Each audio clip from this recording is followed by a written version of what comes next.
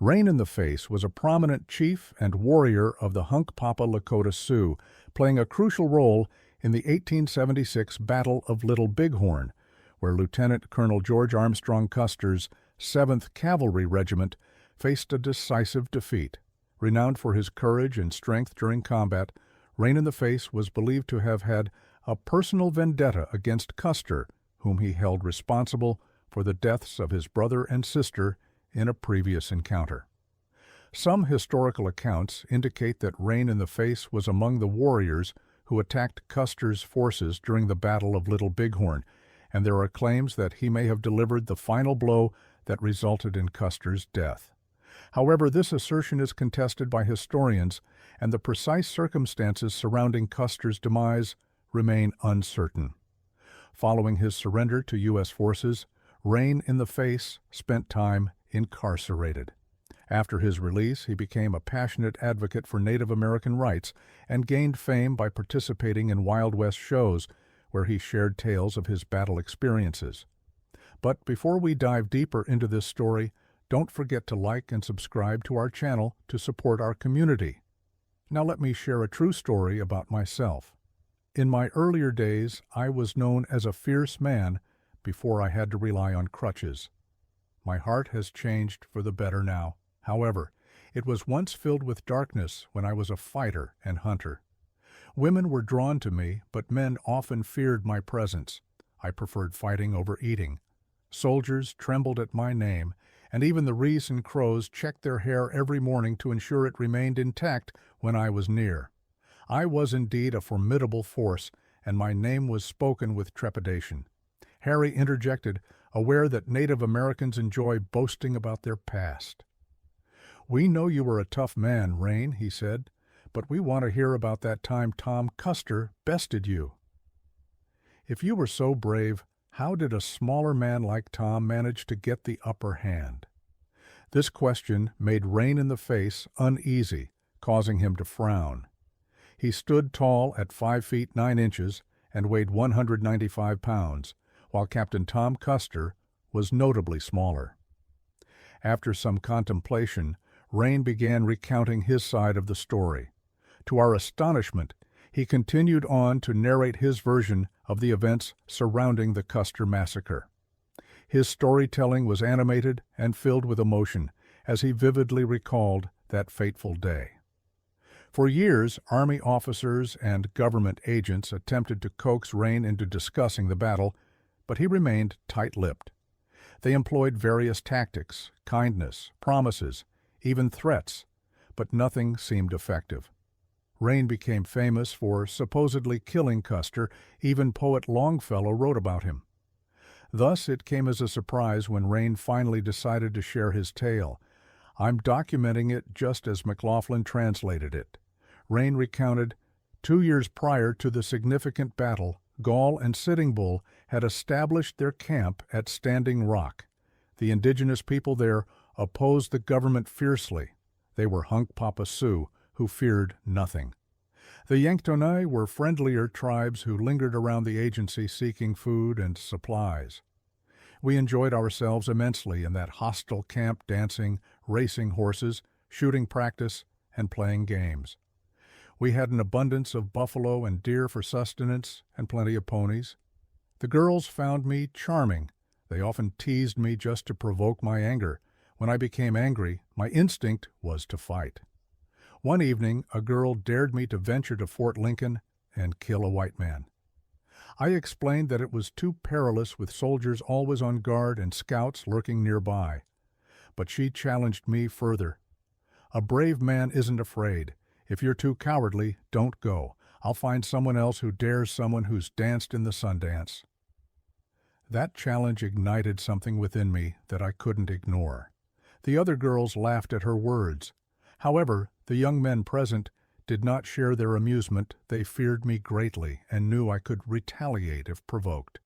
I returned to my lodge, painted my face black for stealth, grabbed my gun and bow along with my pony, then slipped out of camp under cover of darkness toward Fort Lincoln, 45 miles away.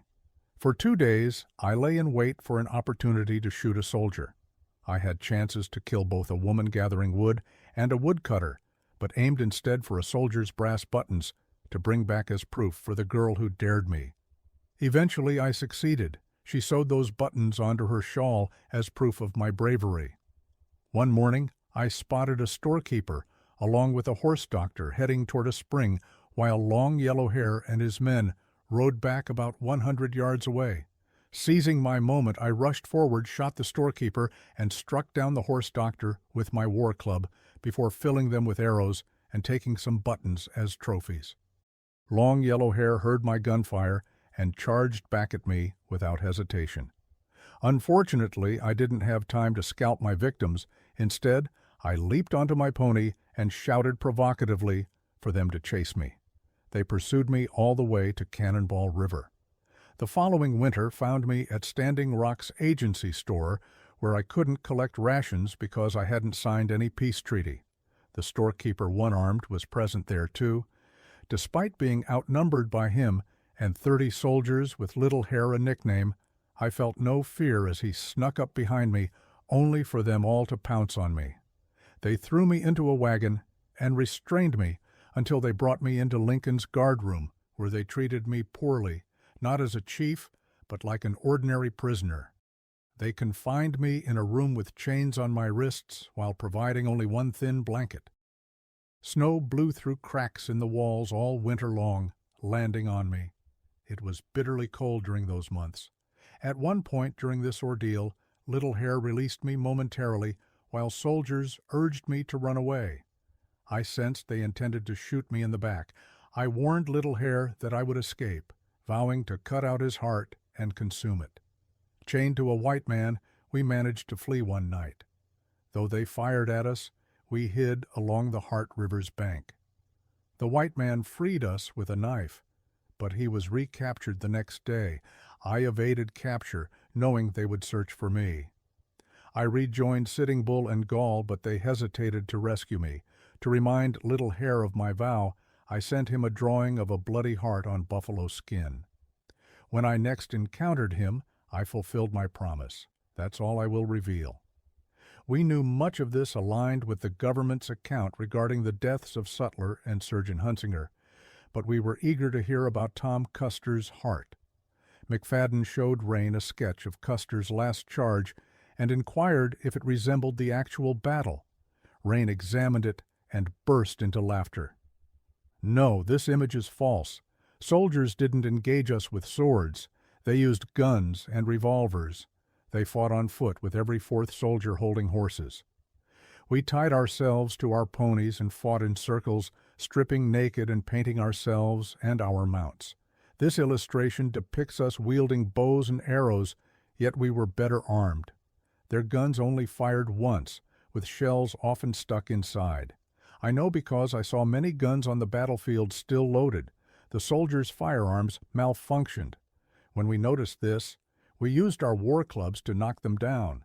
It was easy, like slaughtering sheep.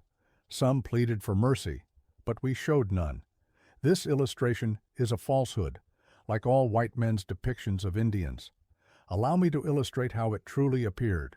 Rain flipped the paper over and sketched a large sideways S shape with a pencil. "This represents the Little Bighorn River. Our lodges lined the banks, resembling a bent bow." Harry asked, "How many lodges did you have?" "Many, many times 10. We were like blades of grass around 4,000 to 6,000 Indians, meaning at least 1,000 lodges. Sitting Bull performed powerful medicine on a hill. He returned with it in a bag on a coup stick and delivered an inspiring speech, claiming the Great Spirit informed him that soldiers were approaching, but we would triumph over them. His words uplifted our spirits. The following day, our runners reported that soldiers were indeed coming. Sitting Bull instructed the women to set up empty lodges to deceive the scouts. The brush and river bend concealed our actual lodges. Sitting Bull then left to prepare more medicine and did not return until after the battle concluded. He was a great chief, but did not fight that day. Gall led us as head chief. Crazy Horse commanded the Cheyennes, while Goose led the Bannocks. Though I wasn't a head chief, I led a fierce band of Hunkpapa warriors. We understood that the soldiers' horses were weary, and they were misled by the empty lodges into thinking we were merely a small group. We stood ready and fought valiantly. We realized they made an error by splitting their forces. Gall took most warriors upstream to cut them off, while we noticed scouts lagging behind Long Yellow Hair. This brought us joy. We allowed them to ascend the bluffs, while some young men cut them off from behind.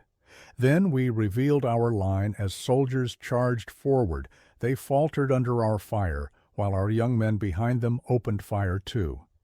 We observed officers conversing and gesturing, but they all appeared similar to me. I neither saw Long Yellow Hair then nor later, as we heard their death songs echoing in defeat. They dismounted with every fourth man holding their ponies, while we encircled them like a wave crashing onto sand. We shot the pony holders and stampeded their horses by waving blankets. Our women captured them since they were exhausted. I sang our war song amidst gun smoke. My heart raced. I felt like someone possessed by fury as I charged in, seizing their flag before my pony collapsed beneath me. I severed its thong, leaped up, and struck down the flag bearer with my war club before returning to our line triumphantly, with their flag in hand, proud of my brave act. Our warriors cheered as we continued fighting. Soldiers' blood splattered across my face, hot and bitter in taste. Fueled by rage, I acquired another pony and charged back into battle, shooting, cutting, slashing away. This new pony was also shot down. Thus I obtained yet another mount, when I spotted Little Hair again and recalled my vow. In a frenzy without fear, my white weasel tail charm protecting me, I cannot say how many I killed trying to reach him. He recognized me. I laughed and shouted at him. I saw his lips move, but couldn't hear his words over the chaos surrounding us. He appeared afraid. As I got close enough, I shot him with my revolver. My gun vanished. I don't know where it went, but I jumped off my pony, cut out his heart, took a bite from it, then spat part of it onto his face before riding away triumphantly, while shaking it in satisfaction. Tired of fighting, I chose not to scalp him. I had honored my vow, and that was what truly mattered. After that, I did not return to the battlefield. The women arrived later, finishing off the wounded, taking their possessions, and cutting off boots for leather. They even severed fingers to retrieve rings quickly. They searched for Long Yellow Hair's scalp, but couldn't locate him since he wore no uniform and had cut his hair. That night, we celebrated with a feast and scalp dance. Sitting Bull proclaimed, "I told you my medicine would work. It made you brave." He claimed credit for our victory, but Gall contested this, stating, "We did the fighting. You only made medicine." This disagreement caused tension between them. We could have defeated the remaining soldiers on the hill, but their quarrel halted us. Each wanted to be the leader, and some Indians sided with each. I didn't care. I led my own group and followed neither. I was weary of fighting and desired to dance. When we heard more soldiers were approaching with heavy artillery, we moved north. They pursued us until we crossed the border. I remained there until Sitting Bull returned, and then I went back with him. I was relieved to be home. That's my story. I've never shared it with white men before. I'm glad I told you. After Rain finished speaking, I asked him, "If you didn't kill Long Yellow Hair, who did?" He replied, "I don't know. No one knows." It was like fighting in darkness. Mac asked why Long Yellow Hair wasn't scalped like the others. Rain said, "No one is too brave to be scalped." The women wondered why he couldn't be found. He must have been concealed under other bodies. Mac inquired about Curly, the Crow scout who claimed to have escaped. Rain dismissed him as a liar. Curly wasn't in the fight. His pony broke down, and he fled like a coward. Rain is now around 60 years old and is the last chief alive to recount the events of the Custer fight. He can write his name in English but doesn't grasp its significance. His English vocabulary is limited. However, he understands most spoken words. Like other Indians, he appreciates future favors rather than past ones. He is brave, yet lacks morals, but keeps his promises, though it takes patience to elicit one from him. Even at 60, he remains strong and physically imposing, an embodiment of the ideal Indian in Fenimore Cooper's novels. Rain's knowledge of English consists of about 30 words. He struggles to articulate them understandably, but comprehends nearly everything said in English. His redeeming quality lies in his reliability regarding promises. However, it requires immense patience to coax him into making one. I hope this first-hand account provides you with a new perspective on the Battle of Little Bighorn and the Great Sioux War of 1876. Stay tuned for more videos like this. I aim to share additional first-hand accounts of various battles. Have a great day, and I'll see you next time.